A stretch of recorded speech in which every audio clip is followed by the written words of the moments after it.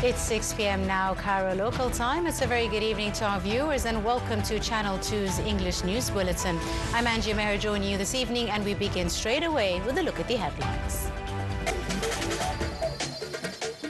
President Abdel Fattah el-Sisi receives phone call from Spanish Prime Minister Pedro Sanchez.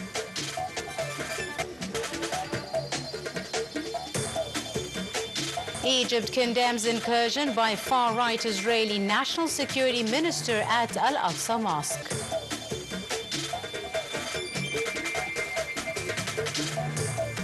At least 52 Palestinians killed. Welcome back. Now the details in full. President Abdel Fattah el-Sisi received a phone call from the Spanish Prime Minister Pedro Sanchez on Tuesday. Presidential spokesperson Ambassador Mohammed al-Shinawi stated that both sides affirmed their keenness to capitalize on the momentum witnessed bilateral relations between the two countries.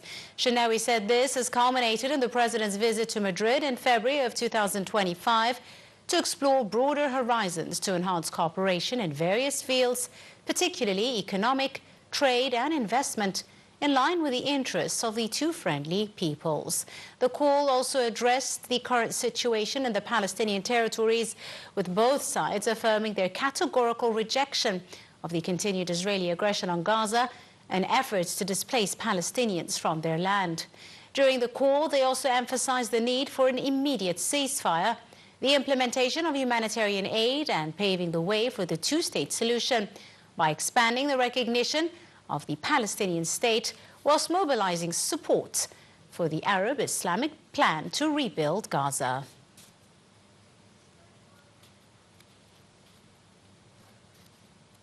Egypt condemned on Tuesday an incursion by far-right Israeli National Security Minister Itamar Ben-Gvir at the Al-Aqsa Mosque compound in the occupied East Jerusalem on Monday. In a statement, the Foreign Ministry reiterated warnings against such practices that provoke sentiments of hundreds of millions of Muslims around the world.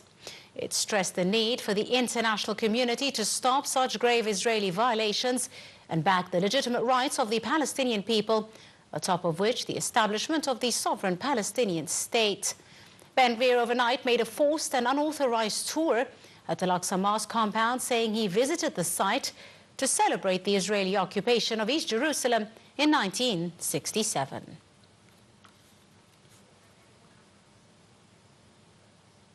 Meanwhile, at least 52 Palestinians were killed by Israeli occupation strikes on the Gaza Strip. An Israeli strike on the Fahmi al-Jarjawi school, where displaced people were sheltering, killed at least 33 people, with dozens injured, mostly children. Another Israeli strike killed at least 19 people in the north of the Gaza Strip. Meanwhile, the Israeli Prime Minister Benjamin Netanyahu vowed to bring back all hostages, living and dead. His remarks came amid confusion about the fate of a proposed 70-day ceasefire that was to see the release of 10 Israeli hostages alongside more Palestinian prisoners. Meanwhile, European and Arab leaders meeting in Spain over the weekend called for an end to the inhumane and senseless war, whilst humanitarian groups said the trickle of aid was not nearly enough. At least 3,822 people have been killed in the territory since the Israelis reneged on the ceasefire on March 18th, taking the overall death toll to 53,977 people, mostly civilians. A US-backed group said a new aid system in Gaza opened its first distribution hubs late Monday. The Gaza Humanitarian Foundation said it began delivering food to Palestinians who face growing hunger after the 3-month Israeli blockade of the territory. The group is taking over the handling of aid despite objections from the United Nations. Foundation said in a statement that more trucks with aid will be delivered tomorrow, with the flow of aid increasing each day.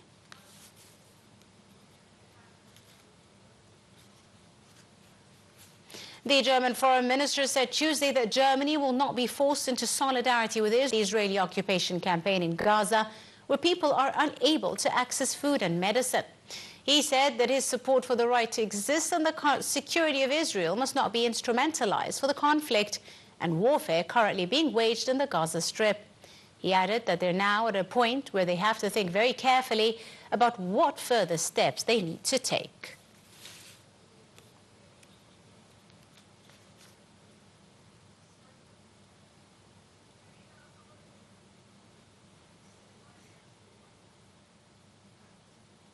The Israeli occupation military said on Tuesday it intercepted a missile and another projectile fired from Yemen, where Houthis have regularly launched attacks in Gaza. Israeli occupation military wrote that following sirens in several areas, missile was launched from Yemen and was intercepted. It said in a separate statement that a projectile was intercepted by the Air Force without sirens being activated. The Houthis have repeatedly fired missiles and drones at Israeli territory since the Gaza aggression broke out in October 2023. They've paused their attacks during a 2-month Gaza ceasefire that the Israelis breached in March, but resumed them after the Israelis restarted their aggression on the territory.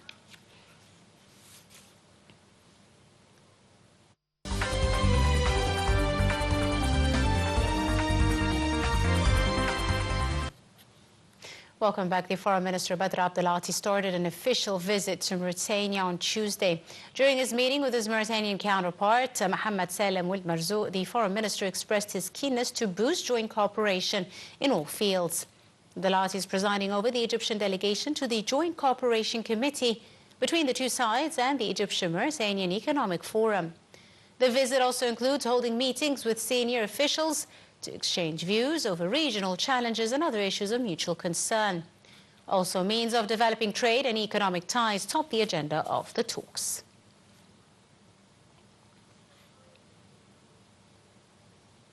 The Iranian President Masoud Pezeshkian said after U.S. President Donald Trump described weekend talks with Tehran as very good, that Iran would be able to survive if negotiations with the U.S. over its nuclear program fail to secure a deal. The negotiations aim to resolve a decades-long dispute over Iran's nuclear ambitions, and Trump has threatened Iran with economic sanctions and bombing if no new nuclear agreement is reached. Iranian and U.S. delegations wrapped up a 5th round of talks in Rome last week, and while signs of some limited progress emerged, there are many points of disagreement that are hard to breach, notably the issue of Iran's uranium enrichment.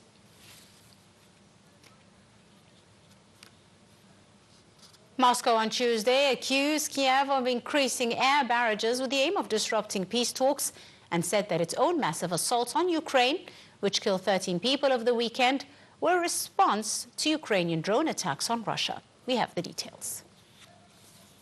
Moscow on Tuesday accused Kiev of increasing air barrages with the aim of disrupting peace talks and said that its own massive assaults on Ukraine were a response to Ukrainian drone attacks on Russia.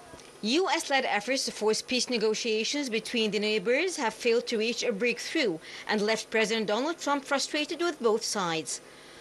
On Monday, Moscow launched the biggest air attack on Ukraine since the start of its 2022 full-scale. Moscow claimed it was hitting only military targets in Ukraine, but it launched an attack on Sunday that killed 13 civilians, including 3 children from the same family in Ukraine's central city of Zhytomyr. Moscow said it had launched the attacks after Ukraine sent 1,465 drones into Russia since May 20th. It said Russian civilians, including women and children, were wounded in the Ukrainian attack and warned that it would continue strikes in response to any terrorist attacks or provocations by Kyiv. After the massive attacks on Ukraine, Trump said that Russian leader Vladimir Putin had gone crazy in rare criticism of the Kremlin chief. The Russian Foreign Ministry spokeswoman Maria Zakharova said work was continuing on the Russian draft and that once the document was ready, it would be handed over to Ukraine. Russian President Vladimir Putin, after a call with U.S. President Donald Trump earlier this month, said that Moscow was ready to work with Ukraine on a memorandum about a future peace accord. Putin said the memorandum would define the principles of a possible settlement, the timing of a possible peace agreement, and details about a possible ceasefire.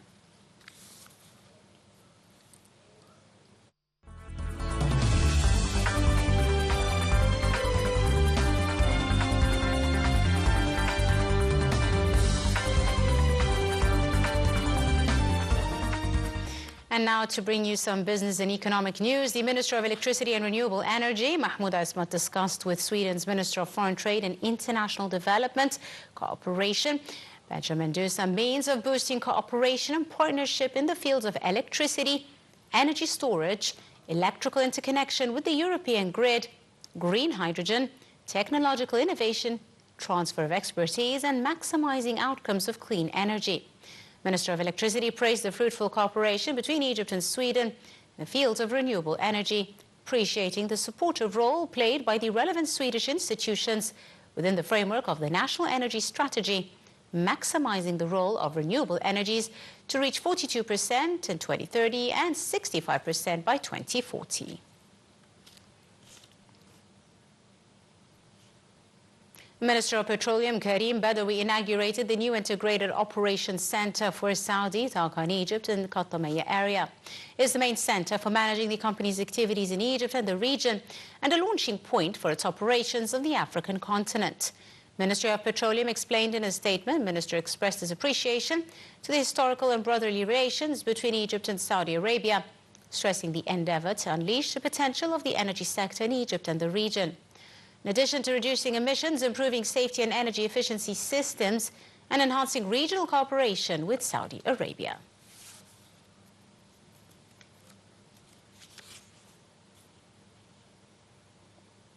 Egyptian stock market indices edged higher at close on Tuesday, boosted by purchase operations by local and Arab corporations and investment funds, whilst foreign corporations and investors went into selling.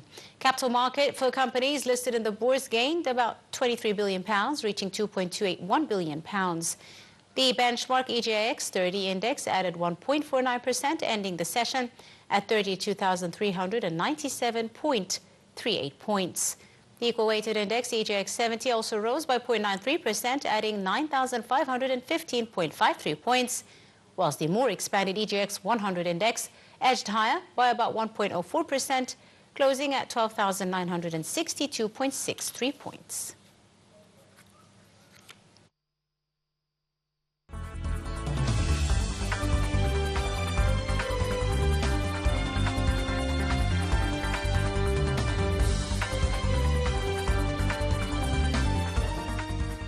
Now moving to the exciting world of sports and kicking off with the new Real Madrid coach, Xabi Alonso, said Monday he's the energy and excitement to deliver success worthy of the Spanish giant's rich history, as he was presented as Carlo Ancelotti's replacement. Alonso will lead the team at the Club World Cup this summer and has signed a 3-year deal till June 2028, after Ancelotti departed to take charge of the Brazil national team. Madrid failed to win a major trophy this season, losing their La Liga crown to rivals Barcelona, who also beat them in the Copa del Rey and Spanish Super Cup finals.